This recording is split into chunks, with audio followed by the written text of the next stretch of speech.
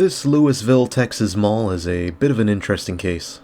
When I went here in 22, it was named the Music City Mall, which is totally not confusing considering there's also a Music City Mall in Odessa.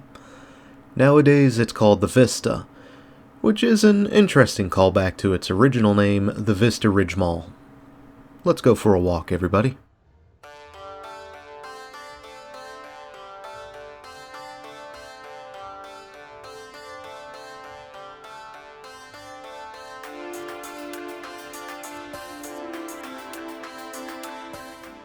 Vista Ridge Mall, a collaborative effort by Home Art, Herring Marathon, and JCP Realty, would officially open their doors on October 4th, 1989. Original anchors would include Dillard's and Sears, with a multi-screen Cinemark opening later that month, and the next year would see JCPenney arrive at the beginning of August. The last original anchor would arrive on the scene in 1991 in the form of Foley's. As the largest mall in the Southwest at the time, the night before the grand opening would feature an evening preview party, while the grand opening ceremonies would feature local celebrity appearances, which included KVIL radio personality Ron Chapman, baseball players Rafael Palmeiro and Julio Franco, Miss Texas Leah Kyle, among others.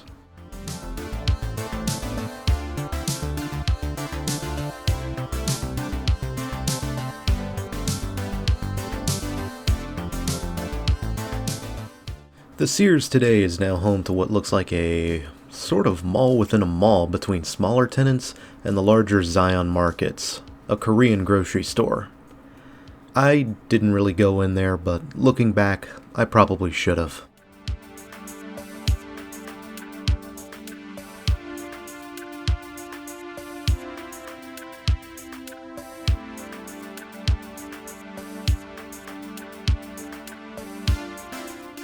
Aside from some minor renovations in 1991, the mall was well received at the time, and even proceeded to win architectural design awards.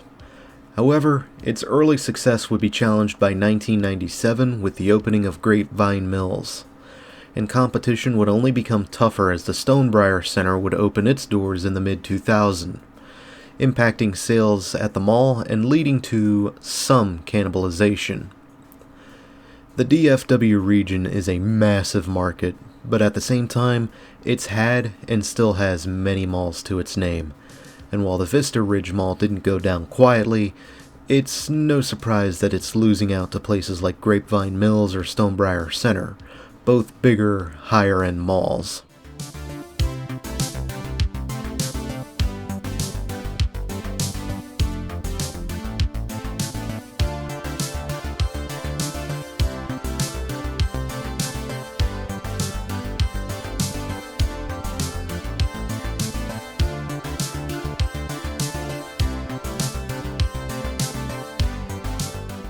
At first, the Vista Ridge Mall did keep on going, and would even see a Cinemark build a newer, bigger multi-screen cinema in 2006, while Foley's would be turned over to Macy's that same year as part of the great merger between Federated Department Stores and May Department Stores.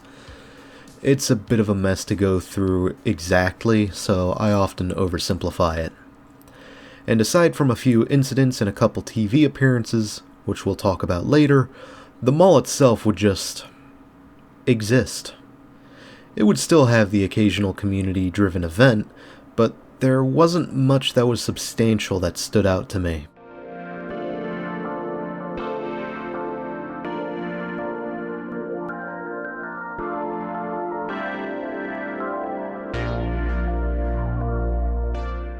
I overall like the way the mall looks, but man, there are parts of this where you just go from people abound and stores around to empty and dark storefronts and no people at all. Yeah, the writing on the wall was already apparent, hence why I went here, kind of on a whim.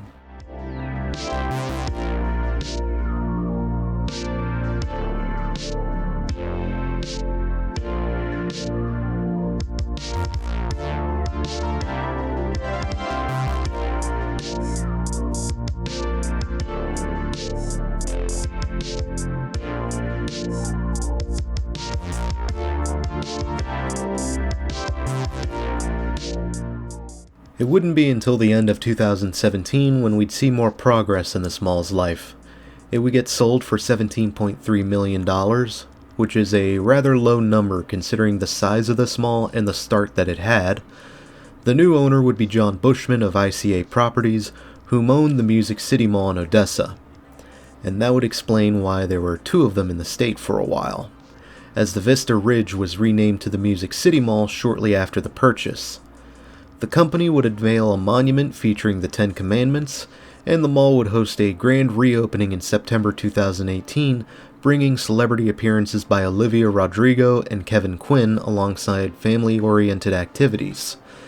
The mall would then transition towards a musical identity, becoming more oriented for local music and arts, going as far as to introduce live performances on a regular basis. This even allowed the mall to weather out that thing in 2020 and 21 that I'm not allowed to talk about, even though it's become a lingering scandal.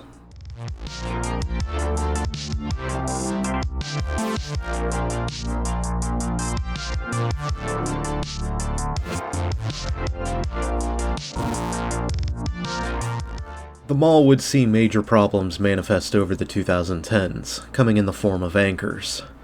Sears was the first to go in 2018, although their space would be converted into the aforementioned Zion Market, Texas's first, apparently.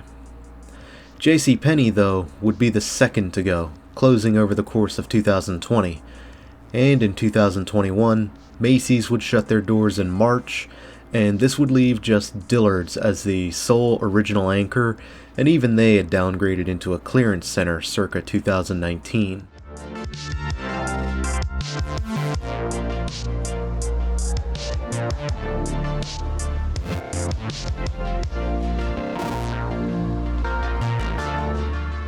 Now, over the years, the mall has seen many things happen within its halls, some good and some bad in its lifetime.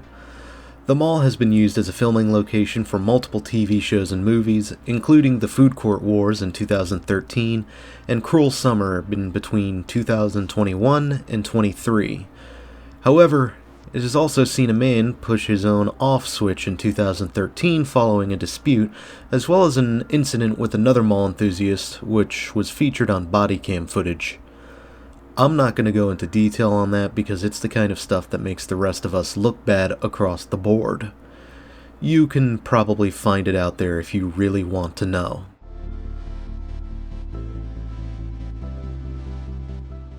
Now, a lot has changed since I was here in 2022. Just after I came in, ICA Properties would sell the mall to a company known as 1000 South Vermont LLC, and as of 2024, the vacant JCPenney has been filled in by a company known as Quick Lots, a surplus liquidation retailer, it appears. I've seen stores like that, and it's a crapshoot on if you're getting anything good or useful. A World War II museum also resides in the mall, having relocated from the now non-existent Valley View Center.